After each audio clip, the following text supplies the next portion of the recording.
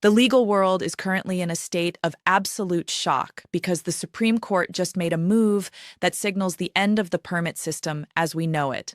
In a stunning development that no analyst predicted, the Trump Department of Justice has completely reversed course and is now pushing to eliminate concealed carry permits nationwide.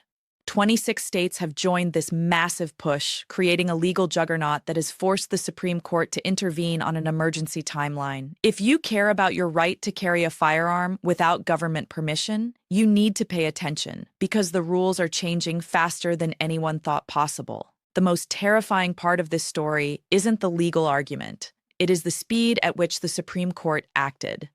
Within just 72 hours of the emergency petition being filed, the court granted C, a speed usually reserved for imminent executions or constitutional crises. To put this into perspective for you, the average Supreme Court case takes 6 to 9 months just to decide whether they will hear it or not. For them to act in 3 days means they saw something in the filings that terrified them enough to stop the clock immediately. The court receives over 7,000 petitions every single term, but they only grant full review to about 58 cases a year. That is an acceptance rate of 0.8%, making this emergency intervention a statistical anomaly that screams constitutional emergency. Legal scholars who track the emergency docket found that between 2010 and 2284, only 47 applications received immediate action. Firearms cases represented just 3 of those 47, which proves that the justices view this specific threat as an existential danger to the republic. The court's order didn't just grant review, it specifically requested that both parties address a terrifying question regarding the First Amendment. They asked whether requiring permits for constitutional rights constitutes prior restraint, a legal doctrine that usually applies to free speech and censorship. This framing signals that the justices are thinking much bigger than just state carry laws or permit fees. They are looking at the entire concept of asking the government for permission to exercise a right that the Constitution says shall not be infringed. But here's what most people missed in the court's emergency order, and it reveals exactly why the DOJ got involved so quickly. 3 weeks before the Supreme Court granted review, the DOJ submitted a classified threat assessment under seal that changed everything. While the full contents remain confidential, portions referenced in public filings reveal a nightmare scenario. Federal law enforcement identified a coordinated legislative strategy across 12 states to implement what they call digital rights tracking systems. These systems would have required permit applicants to surrender passwords to all their social media accounts as a condition of carrying a gun. They would have authorized continuous monitoring of your financial transactions and consent to GPS tracking of your vehicle for a mandatory 6-month evaluation period. The DOJ's unclassified summary stated that 4 states had already allocated a combined $847 million to technology contractors to build these databases. This wasn't a theory. The money was already spent, and the code was already being written to spy on lawful gun owners. The timeline indicated that full system deployment was scheduled to begin in just 89 days. This would have subjected an estimated 11.7 million Americans to warrantless digital surveillance just to exercise their Second Amendment rights. Federal attorneys argued that this represented the largest expansion of government surveillance powers in U.S. history. And the most terrifying part is that it was being accomplished without congressional authorization or any judicial oversight whatsoever. The DOJ brief revealed that under these new systems, permit denials could be triggered automatically by an algorithm. The AI would analyze your social media posts for anti-government sentiment or flag your financial transactions at gun shows. It would cross-reference your location data to see if you attended political rallies that the state deemed extremist. This wasn't about public safety. It was about constructing a constitutional rights surveillance apparatus that could monitor every aspect of your life. The DOJ concluded that this wasn't about permit regulation anymore. It was a trap. It was about building a system that could be expanded to monitor First Amendment activities, Fourth Amendment protections, and voting rights under the guise of gun safety. What the DOJ didn't put in the public brief, though, was how much money was flowing into this corrupt system. The numbers will shock you because there is a $4.2 billion industry that nobody's talking about, and they are fighting to keep permits alive. While most analysis focuses on the $1.4 billion Americans spend on permit fees, the real money is elsewhere. The mandated private sector ecosystem of instructors, background check companies, and fingerprinting contractors is a massive cash cow. State-approved firearms instructors, psychological evaluators, and legal consultants now form a $4.2 billion annual industry. This figure comes from aggregated business filings and state contract databases compiled by the Government Accountability Office in a 2024 study. Breaking down this $4.2 billion reveals exactly where the money goes and why the resistance to constitutional carry is so strong. Mandatory training courses account for $1.8 billion annually, lining the pockets of instructors who have a monopoly on state-approved curriculum. The average state-approved instructor earns $127,000 per year in permit states because you are forced to pay them. Compare that to just $43,000 in constitutional carry states where training is optional and instructors have to actually be good to earn money. Background check processing companies charge states between $75 and $150 per applicant to run a simple database search. This generates $890 million annually for private tech companies that have lobbied to keep these complex systems in place.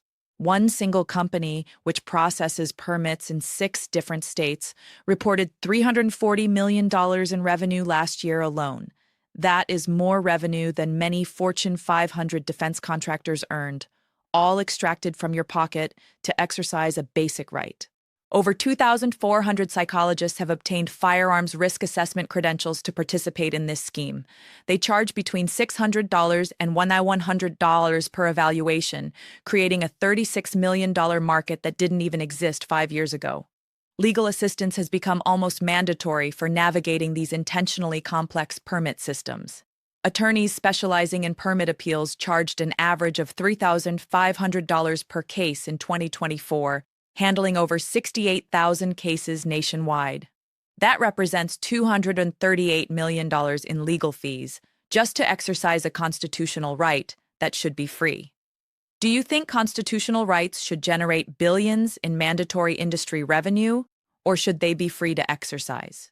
While that industry was growing rich, the California experiment backfired spectacularly. In 2019, California implemented what legislators called the most comprehensive permit system in America, promising it would be a model for the nation. The state invested $127 million in technology upgrades and hired 340 additional permit processors. They mandated 16 hours of training instead of 8, claiming this enhanced system would reduce gun violence by 23% within 3 years. 5 years of hard data now show that the exact opposite happened on both counts. Permit applications dropped 67% from 2019 to 2024, plummeting from 192,000 annual applications to just 63,400. But gun ownership in California didn't decrease. It actually surged. Private party transfers and out-of-state purchases increased 89% during the same period, creating a massive gray market that the system was supposed to prevent.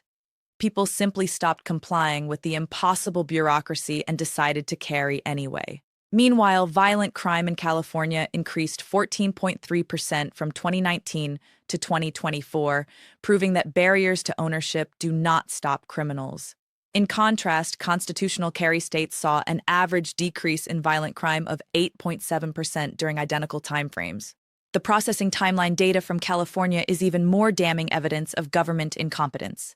In 2019, California processed permits in an average of 47 days, which was already too long. By 2024, the average processing time had ballooned to 187 days, with some counties exceeding 400 days to issue a simple card. Los Angeles County currently has 34,800 applications pending in a bureaucratic black hole. The oldest application in that pile was submitted at 587 days ago, meaning that citizen has been waiting nearly 2 years for permission to defend themselves. Denial rates increased from 12% in 2019 to a staggering 41% in 2024. But follow-up investigations found that 73% of these denials were for administrative deficiencies like missing signatures or incorrect fees. They weren't denying dangerous people, they were denying people for filling out paperwork incorrectly. Of the applicants denied for administrative reasons who reapplied, 94% were eventually approved, proving the initial denial was pointless. The 26 states supporting the Supreme Court challenge have analyzed this data extensively. They are using it to prove a point that permit supporters desperately want to avoid. Constitutional carry works better. The 27 states that eliminated permit requirements created the largest natural experiment in modern history. From 2019 to 2024, these states transitioned 143 million people from permit-required systems to constitutional carry. The data from this 5-year period has been analyzed by 4 major universities and the FBI. Every single study reached the same conclusion. Permit elimination didn't increase violent crime, and in most cases, crime went down. The most comprehensive analysis came from Texas, which eliminated its permit requirement in 2021. The Texas Department of Public Safety tracked 2.4 million Texans to see how their behavior changed after the law. Permit holders committed crimes at a rate of 16.5 per 100,000 before the law change. After constitutional carry, the crime rate among carriers dropped to 14.1 per 100,000, a significant 14.5% decrease in criminality. Florida's transition provides even more detailed evidence because they kept voluntary permits. In the first 3 years, 680,000 Floridians carried without permits, while 1.2 million maintained them for travel. Crime data showed that permit holders committed crimes at a rate of 11.8 per 100,000. Constitutional carriers, the people the media said would be dangerous, committed crimes at a rate of just 10.3 per 100,000. The economic data is equally striking and destroys the argument that permits help the economy. Constitutional carry states saw firearms-related business revenue increase an average of 34% in the 3 years following permit elimination. This generated $2.7 billion in new economic activity and created 47,000 jobs. Meanwhile, government spending on permit administration decreased by $890 million annually, saving taxpayers a fortune. But the most important data point isn't about crime, statistics, or money. It is about the ugly truth that permit systems hide. They are systematically racist and classist. Detailed demographic analysis of permit data from 2019 to 2024 reveals shocking patterns. Researchers analyzed 1.4 million permit applications and found disparities that would be illegal in any other context. Approval rates vary dramatically by applicant income, favoring the wealthy. Households earning under $35,000 annually have a miserable 23% approval rate in discretionary issue states. In contrast, households earning over $150,000 have an 81% approval rate. The difference isn't criminal history, as background check pass rates are nearly identical across income levels. The difference is that wealthy people can afford the lawyers and the time to fight the system. Geographic disparities show a clear urban-rural divide designed to disarm city residents. Applicants from zip codes with over 50,000 residents per square mile have denial rates 38% higher than rural applicants. Even when controlling for crime rates and income, city dwellers are systematically denied their rights. One study found that applicants from the same state with identical backgrounds had a 67% approval rate if they lived in the country. That approval rate dropped to 31% if they lived in the city, creating a 2-tiered justice system. The racial disparity data is the most troubling part of the entire report. Black applicants in discretionary issue states have an approval rate of just 18%, which is statistically indefensible. Hispanic applicants sit at 29%, while white applicants enjoy a 64% approval rate. Researchers controlled for income, education, and criminal history. Yet the racial gap remained massive. If these approval rate disparities existed for voting rights, the DOJ would sue immediately. These demographic realities are exactly why the DOJ's position changed. They realize the system is broken beyond repair. But there's another factor that most people don't know about: reciprocity chaos. Permit systems create a patchwork of reciprocity agreements so complex that law-abiding gun owners regularly commit felonies by accident. As of 2024, there are 1.49 different reciprocity combinations between the 43 states that issue permits. A Virginia resident can legally carry in 38 states with their home permit, but if that same person moves 30 miles north to Maryland and gets a Maryland permit, they lose everything. They can now only legally carry in 19 states, losing recognition in 19 jurisdictions simply by crossing a state line. The economic cost of this chaos is substantial for Americans who travel. In 2023, Florida issued 140,000 non-resident permits at $17 each, generating $16.4 million in pure profit.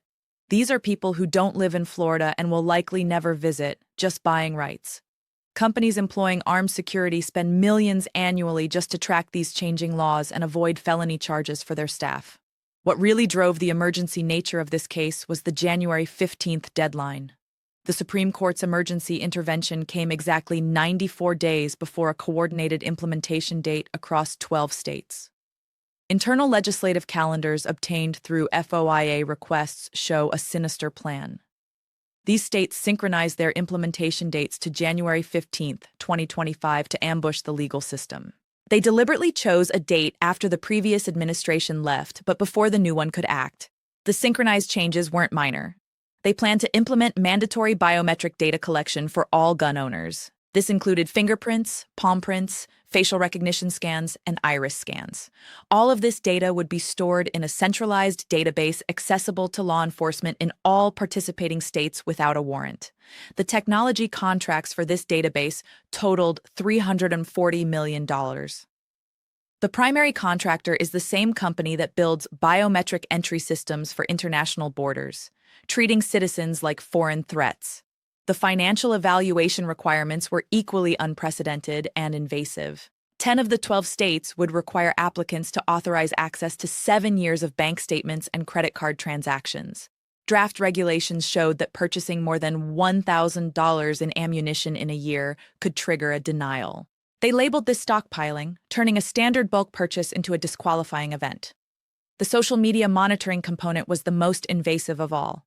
All 12 states planned to require applicants to disclose usernames and passwords for every account maintained in the last 10 years. Applicants would have to sign waivers authorizing continuous monitoring even after the permit was issued. This is the definition of a police state, and it was days away from happening. But even with all this evidence, some states made clear they would resist the Supreme Court. The public defiance from state officials made DOJ involvement absolutely necessary to preserve the rule of law. Between the Bruen decision and this emergency case, state officials made over 40 public statements rejecting the court's authority. One state attorney general explicitly stated, "The Supreme Court doesn't understand public safety the way we do." Another governor publicly vowed to protect citizens, even if it meant violating federal court rulings.